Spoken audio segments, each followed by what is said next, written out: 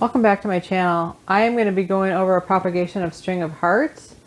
I did some cuttings about 7 months ago and I have those here, and I'm going to pot those up and I'm going to do 2 different methods for propagation on this. So if you're interested in that, stay tuned. I'll go through that right now. One of the interesting things about string of hearts is it's actually a member of the succulent family. So those of you out there, and I know some of you have contacted me, that are looking for plants that are similar to, cacti that you're doing really well with, or succulents you're doing well with.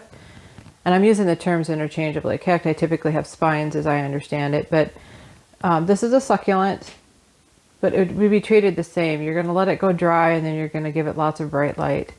So if you have one of these, there's a couple different ways to do propagation. I'm just going to give this a little bit of a chop. I'm just going to pull straight down on it and chop it. It's going a little bit wonky on me. Like that. I'm just going to cut it. Willy-nilly, cut. Haircut done. So there's the haircut. This was sphagnum moss that I just set these little cuttings on top of. So I'll show you how I did that. I don't think I did a video for it. You see how this one's getting leggy? It's not getting enough sun, so it's getting leggy and it's dropping kind of the leaves in between the nodes. So if you do leaf or node cutting, you're just going to cut in between. Hopefully with my white shirt you can see. Just going to cut in between. And it just needs a little bit. It smells good when you cut it, like fresh produce or something. Not that I would eat this, but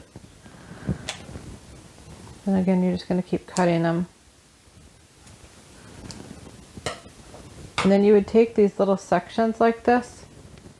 You would lay them on top of the sphagnum moss, just like this.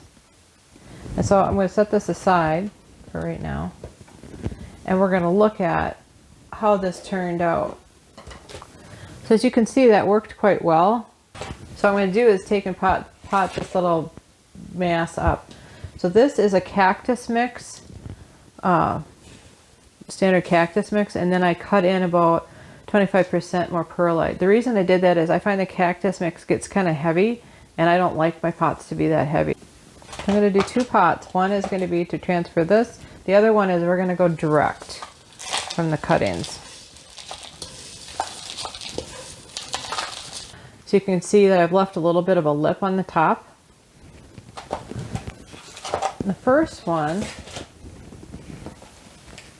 I am going to try to, I don't want to take a lot of that plant medium with me, but you can see the roots are on there. And I'm just going to set this on top.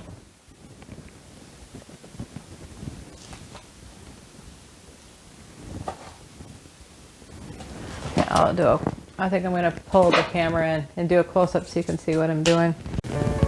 Alright, now I'm zoomed in. So what I'm going to do is I'm going to pick this out, just lightly pull it up. You can see all the nice roots. Look at, it's even got a little bulb that it's created already, which is amazing. So these have been sitting in this prop box for about 6 to 7 months. Here's another one, picking it up. I really don't want this sphagnum moss that may be laced with fungus gnats. So we'll set it in there.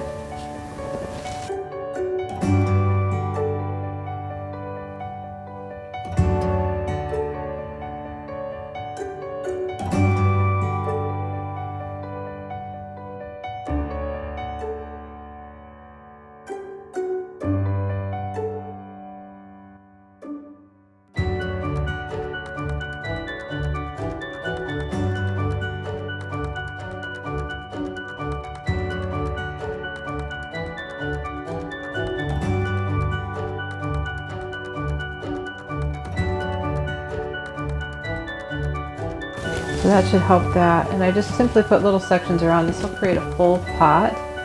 So that's one way of doing it. So the next way to do this is to take your cuttings and stick them straight into the soil.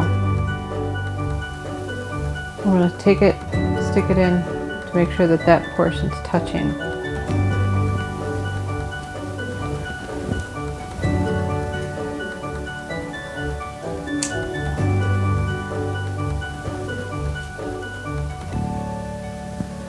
I'm going to try to face it so it's the way that the vine's supposed to be. So that would be upright. So that's where you're going to stick it. Get some more cut-ins here. I don't need this long piece. I'm going to trim that off. You can see how the leaves are face up in the container. That's what you're aiming for.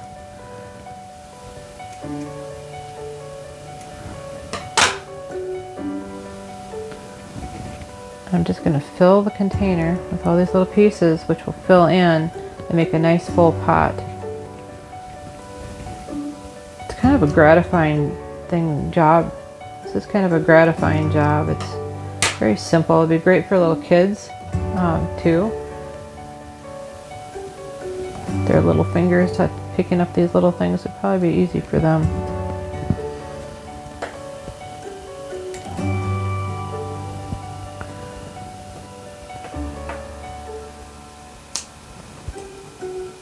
In this case, I'm going to leave some of these stems on because it's easier just to pick them up. Again, I'm doing it so that the node's down.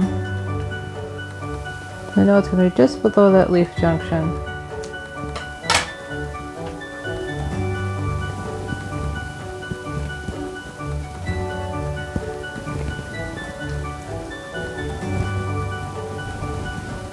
So let me know in the comments if you also have string of hearts and what conditions you're growing them under. Be curious to know. This is the first year for me to have this plant. My grandmother had a huge one draping down for several feet, and that's kind of my goal. Is I want to get a bunch of these around the house. I'm going to put them in some different lighting conditions, which is one of the reasons I do propagations, is to test out different growing conditions.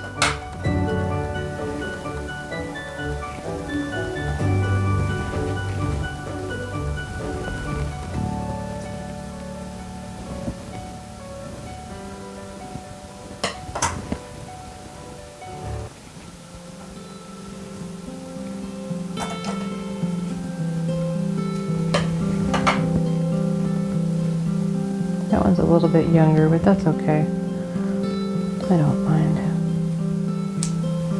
And I'm doing them with both the 1 and the 2 leaves. So this one has 2. Some of them I've only have 1. Again, my goal is just to have a nice full pot.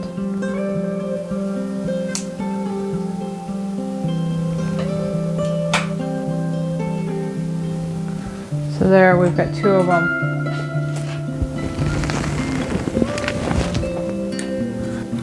So I want to make sure I go over this with some water to hydrate it.